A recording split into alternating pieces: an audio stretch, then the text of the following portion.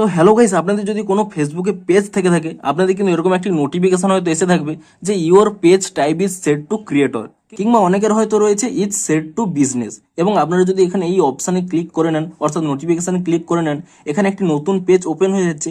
Your page offers powerful tools to reach your goals.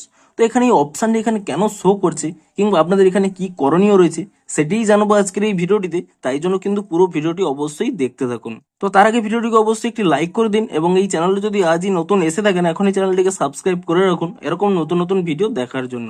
তো দেখুন, প্রথমে বলে দিই এই পপআপটি এখানে কেন শো করছে। দেখুন, এখান থেকে যদি আপনারা ব্যাক করে নেন, যদি আপনাদের অ্যাকাউন্টটি ক্রিয়েটর অ্যাকাউন্ট হয়ে থাকে তাহলে কিন্তু এরকম একটি নোটিফিকেশন এসে থাকবে your page type is set to creator.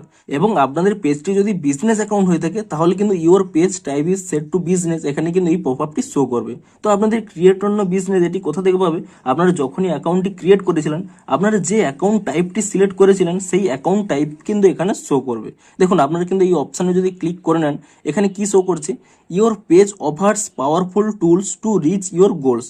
দেখুন, এখানে কিন্তু বলে দিই ক্রিয়েটর পেজ কখন খুলবেন, যখন ধরুন আপনারা কোনো ভিডিও আপলোড করে তার থেকে আর্নিং করতে চাইছেন, সেই জন্যই কিন্তু এখানে ক্রিয়েটর পেজটি খোলা উচিত। এবং বিজনেস অ্যাকাউন্ট কখন খুলবেন, যখন আপনারা হয়তো আপনাদের প্রোডাক্টটি সেল করার জন্য পেজ খুলছেন, সেক্ষেত্রে কিন্তু বিজনেস অ্যাকাউন্ট খোলা উচিত। তো এখানে কিন্তু আপনাদের স্পষ্টই জানিয়ে দিচ্ছে যে আপনাদের অ্যাকাউন্টটি কি টাইপ রয়েছে, আপনারা চাইলে কিন্তু তা সুইচ করতে পারেন।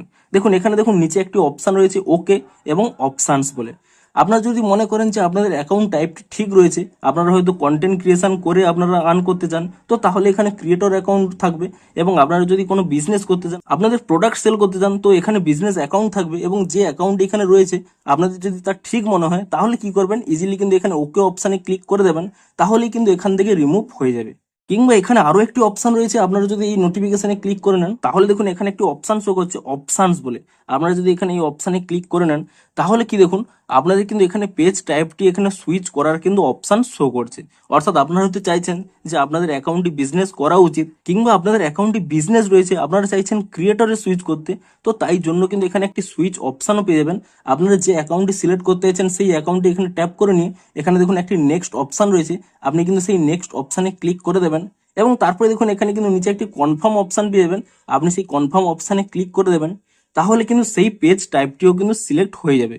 তবে এটি মনে রাখবেন, আপনারা যদি পেজটি সুইচ করে নেন 7 দিন পর্যন্ত আপনারা কিন্তু পেজ টাইপটি কিন্তু আর চেঞ্জ করতে পারবেন না, আবার কিন্তু 7 দিন পরে পেজ টাইপটি কিন্তু চেঞ্জ করতে পারবেন। তাই জন্য ভেবে চিন্তেই কিন্তু আপনারা সুইচটি করে নেবেন। তো বেসিক্যালি এই জন্যই কিন্তু এখানে এই নোটিফিকেশনটি কিন্তু দেওয়া হয়েছে। তো ভিডিওটি যদি একটু হেল্পফুল বলে মনে হয় অবশ্যই একটি লাইক করে দিন। দেখা হচ্ছে আরো কোনো ইন্টারেস্টিং ভিডিওর সাথে। Thanks for watching.